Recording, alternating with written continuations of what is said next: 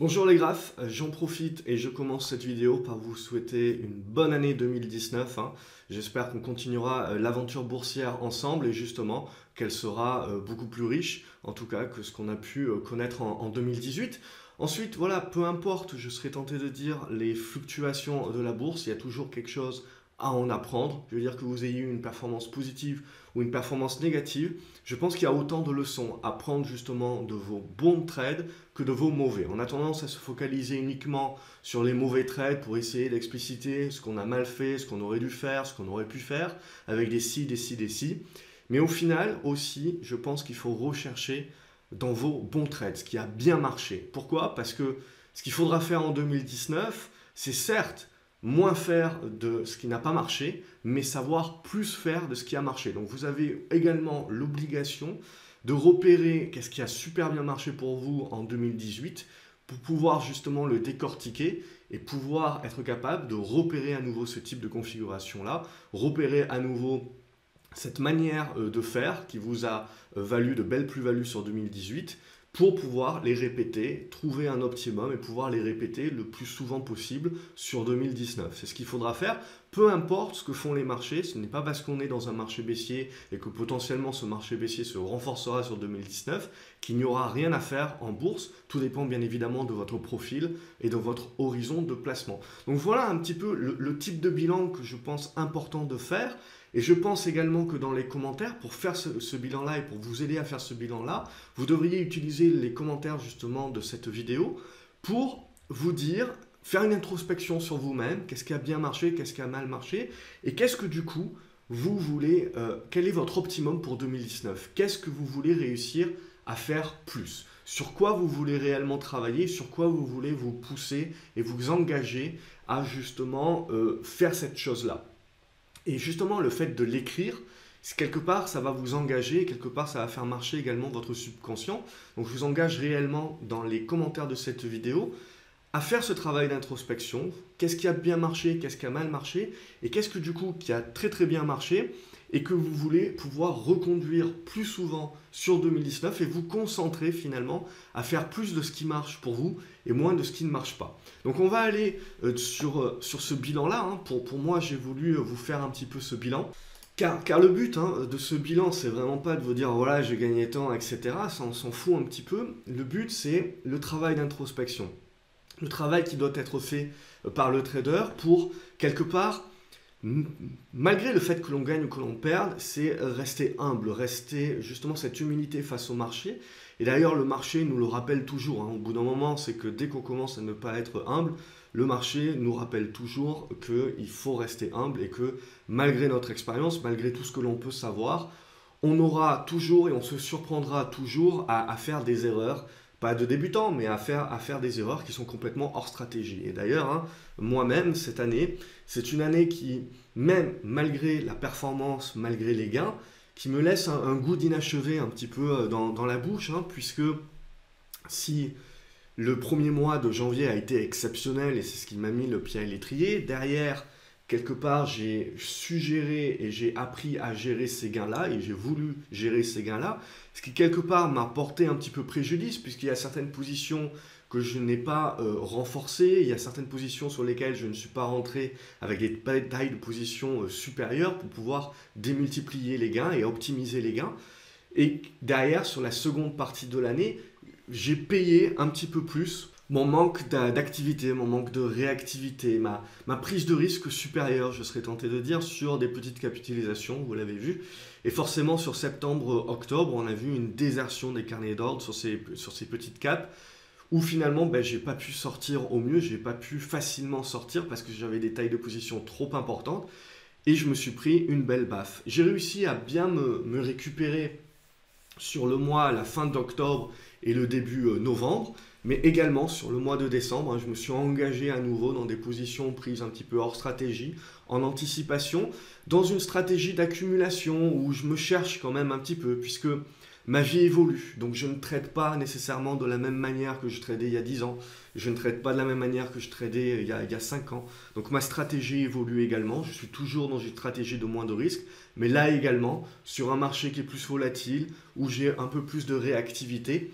Il y a de temps en temps où je me suis perdu justement à être hors stratégie, à prendre des trades avec des tailles de position trop importantes également, et finalement à pas être assez réactif, à prendre trop de risques, à penser être diversifié. Sur septembre-octobre, j'ai pensé justement éclater mon portefeuille dans tout un tas de positions, jusqu'à avoir même jusqu'à plus de 30 valeurs, ce qui était avec le recul bien évidemment une erreur, mais surtout ce qui était la vraie erreur, c'est d'avoir 30 valeurs, ok, mais c'était d'avoir 30 valeurs sur un secteur, sur des petites capes essentiellement, et je me suis fait prendre par la police, c'est-à-dire même si j'ai finalement eu cette conscience d'esprit d'être prudent sur le marché, de faire attention et de dire d'être prudent et d'avoir du cash, j'ai pas su l'appliquer à moi-même, j'ai pas su finalement faire preuve moi-même de prudence et je l'ai payé sur cette seconde partie de l'année. Alors après, ça m'a fait finalement revenir à un état de conscience, revenir à ce que je savais faire, être réactif, faire du trading, profiter de rebonds, concentrer beaucoup plus mon portefeuille sur un nombre minimum de positions.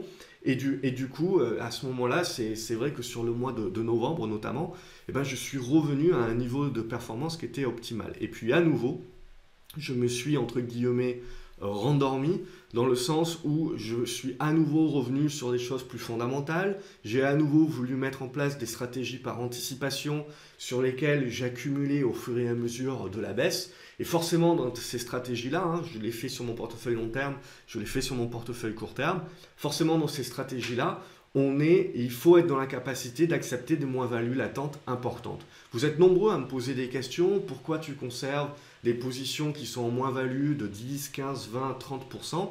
La raison est parce que j'ai une stratégie différente. J'ai une stratégie qui est moyen terme à ce moment-là, même sur mon portefeuille de court terme, qui est une stratégie d'accumulation et donc d'accumuler au fur et à mesure. Dans cette stratégie-là, vous devez avoir une certaine profondeur de portefeuille et vous devez surtout avoir la capacité mentale, émotionnelle de pouvoir conserver des positions et de savoir que potentiellement vous allez vous prendre des douilles de 10, 15, 20%, mais que le but c'est d'accumuler au fur et à mesure. Et puis, évidemment, derrière, de pouvoir avoir le rebond et d'accumuler le rebond et donc d'optimiser votre prix de revient sur ces moments-là. La problématique, c'est que quand vous prenez un marché aussi baissier, aussi fortement comme on l'a pris sur cette fin d'année, eh ben cette stratégie-là, forcément, elle atteint vite ses limites, surtout quand vous n'avez pas une profondeur de portefeuille suffisante et que vous avez renforcé trop fortement. Et vous vous retrouvez finalement à ne pas pouvoir renforcer plus ces positions-là, à vous retrouver avec des tailles de position trop importantes et avec des titres qui continuent de baisser. Et finalement, comme vous n'avez pas forcément de bons repères, etc., vous vous retrouvez à conserver et finalement à conserver des positions pour des raisons fondamentales alors que techniquement, vous n'avez aucun signal. Et donc, je suis rentré sur mes erreurs cette année, ça a été parfois de rentrer sur des signaux techniques trop faibles, de rentrer avec des tailles de position trop importantes, de penser être diversifié alors que je n'étais pas et que j'étais essentiellement sur des petites capes et de me prendre le ras-de-marée sur septembre notamment. Et puis derrière, de faire du hors-stratégie tout simplement avec des tailles de position trop importantes. Et donc, quelque part, c'est tout simplement de m'être fait plaisir. Parce qu'il y a ça aussi, et je le répète assez souvent, c'est qu'il faut bien comprendre que pour moi, c'est important de tendre vers une discipline de à faire du moindre risque en permanence quand vous êtes débutant et quand vous êtes en train de construire votre capital. C'est là réellement où vous devez avoir une discipline sans faille. Mais ensuite, quand vous êtes déjà en gain substantiel, vous pouvez vous permettre de vous faire plaisir, dans le sens où vous pouvez vous permettre d'anticiper. Et donc cette année aussi, j'ai eu des trades plaisir, certains ont marché, d'autres n'ont pas marché. Et dans l'essentiel, c'est pour ça également que ma performance a été assez volatile, car j'ai fait aussi du hors-stratégie, je me suis fait plaisir sur, non pas la recherche du résultat, mais la recherche du process, de travailler une nouvelle démarche, de mettre beaucoup plus de fondamental, comme je le fais déjà depuis plusieurs mois dans mon approche. Et puis l'aspect technique, qui est l'aspect de timing également, qui est là justement pour l'aspect de pouvoir prendre les positions au bon moment et avoir les bons repères et donc éviter d'avoir les émotions qui rentrent en ligne de compte.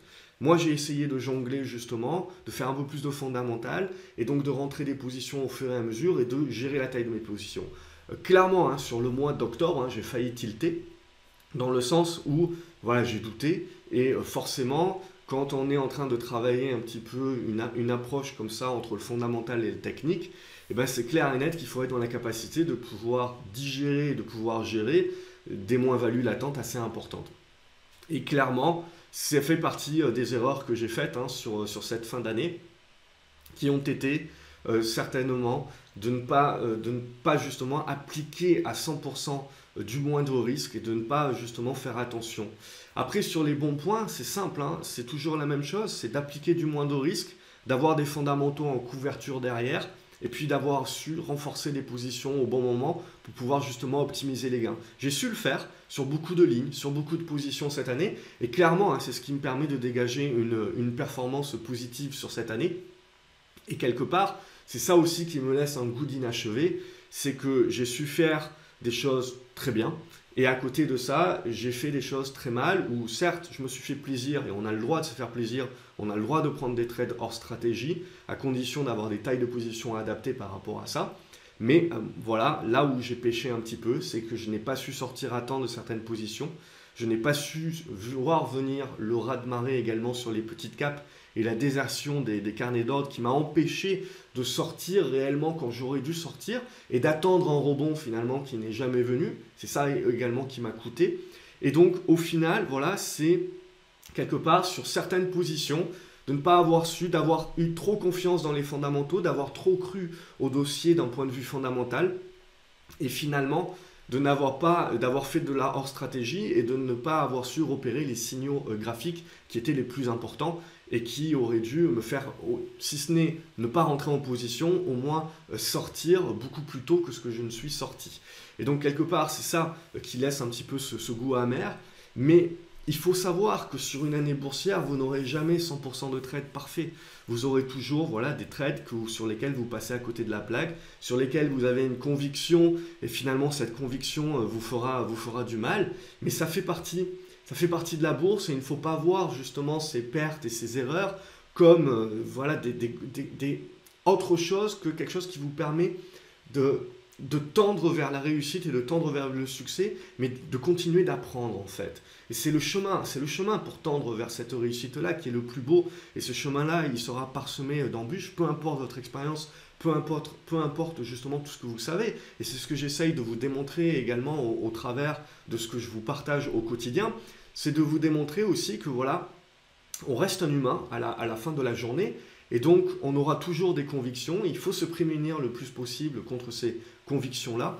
Il faut faire très attention si vous n'êtes pas en gain, et évidemment, de faire plus du moindre risque et de vraiment avoir une discipline de faire. Après, il faut faire attention. Vous pouvez avoir des trades plaisir.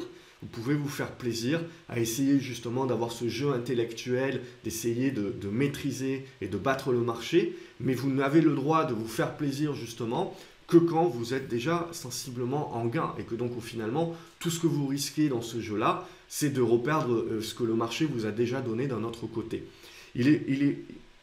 Si j'avais été en perte sur ce marché-là, et je pense si le mois de janvier avait été un moins 10% au lieu d'être un plus 10%, il est clair et net que je pense que j'aurais été beaucoup plus à même, beaucoup plus discipliné à faire vraiment du moins de risque. Et potentiellement, c'est réellement si le marché en 2019 continue d'être aussi erratique et potentiellement se transforme en un marché baissier, durable, et ben potentiellement c'est ce vers quoi il va falloir tendre et avoir la discipline justement de faire du moins de risque, du moins de risque, du moins de risque, du moins de risque.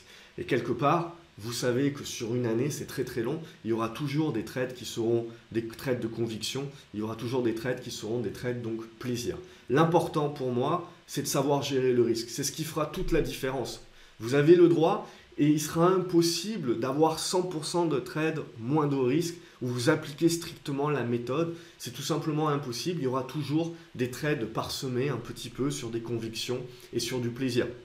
L'important, c'est toujours le même, c'est la gestion du risque. C'est ça qui vous sauvera à la fin de l'année, c'est toujours avoir eu la bonne gestion du risque. Ce qui me sauve, moi, cette année, clairement, c'est d'avoir eu cette bonne gestion du risque dans l'ensemble. Bien entendu, il y a certaines positions où j'ai été trop gros. Il y a certains mois, sur le mois de septembre, où j'ai clairement fait une erreur de jugement et j'ai été diversifié sans l'être sur bien trop de petites capitalisations. Et avec des tailles de position trop importantes et avec la désertion des carnets d'ordre, je me suis pris une baffe. J'ai su y réagir en concentrant à nouveau mon portefeuille, justement, et pour pouvoir jouer sur des rebonds. Ça a marché. C'est ce qui m'a permis de me maintenir à flot, mais en même temps, tout simplement, sur cette fin d'année, c'est ce qui m'a permis aussi de revenir à quelque chose de plus calme, de revenir à une gestion plus équilibrée et également à faire du fondamental et également faire une stratégie d'accumulation. Ce qui forcément, sur le mois de décembre, qui a été un mois plutôt baissier également, n'a pas payé, mais potentiellement, ce qu'il faut toujours, c'est ne pas nécessairement voir vos plus-values ou vos moins-values au jour près ou à la semaine près, mais c'est prendre le recul nécessaire pour voir également ce que vous êtes en train de faire. Je veux dire, une stratégie de moyen ou de long terme ne se juge pas au jour le jour. C'est impossible, sinon vous êtes complètement noyé par le bruit du marché et vous devenez, malgré vous, malgré votre profil moyen-long terme, vous redevenez un trader de court terme. Donc il faut faire très attention par rapport à ça, de ne pas mélanger les horizons de temps, de ne pas mélanger justement les différentes stratégies que vous pouvez avoir. Donc voilà un petit peu pour le bilan sur le court terme. Mon bilan sur le long terme, c'est finalement une perte de 5% sur cette année, où là aussi, j'ai mis en place des stratégies par accumulation. Et donc forcément, ces stratégies par accumulation me font mal à la performance cette année, mais il faut partir du principe que voilà, c'est une stratégie long terme et qu'il ne faut pas voir votre performance finalement année après année, mais il faut voir votre performance dans l'ensemble et dans ce que vous essayez de faire. Dans mon portefeuille de long terme, je n'essaye pas de battre le marché, je n'essaye pas de faire des performances extraordinaires. C'est mon bas de laine. Ce que je veux, c'est avant tout protéger mon bas de laine. Donc j'essaye de mettre en place le portefeuille qui va bien pour pouvoir répondre justement à aller chercher de la performance, mais sans pour autant prendre énormément de risques. Donc je pondère mes positions, je gère mon risque avec justement les tailles de position et derrière j'accumule au fur et à mesure et j'essaye de lisser justement mes différents prix d'entrée sur des dossiers que j'estime avec des bons fondamentaux et sur des trackers évidemment pour pouvoir avoir moins de titres, moins finalement de titres à suivre tout en pouvant refléter un petit peu la performance totale du marché. Voilà un petit peu ce que je pouvais vous dire sur ce bilan. Je vous invite à faire le même bilan, à faire votre introspection, à ne pas avoir vos performances voilà, d'une manière trop court terme et à avoir l'ensemble de ce que vous essayez de faire justement. Et donc, cette année 2018 a peut-être été compliquée, mais je pense qu'elle était très formatrice pour tout le monde. Finalement, que l'on ait de l'expérience ou que l'on en ait moins, il faut savoir prendre le bon côté des choses, voir le verre à moitié plein justement, même si on a eu une performance négative, sur tout ce que cette année nous a apporté en termes d'expérience, en termes d'apprentissage. Et donc je vous invite dans les commentaires justement, en dessous de cette vidéo, à me dire ce qui a bien marché pour vous cette année et du coup, ce que vous voulez faire, encore plus faire sur 2019 et ce sur quoi vous voulez vous concentrer sur ce qui a bien marché et donc faire encore plus de ce qui a bien marché. Voilà.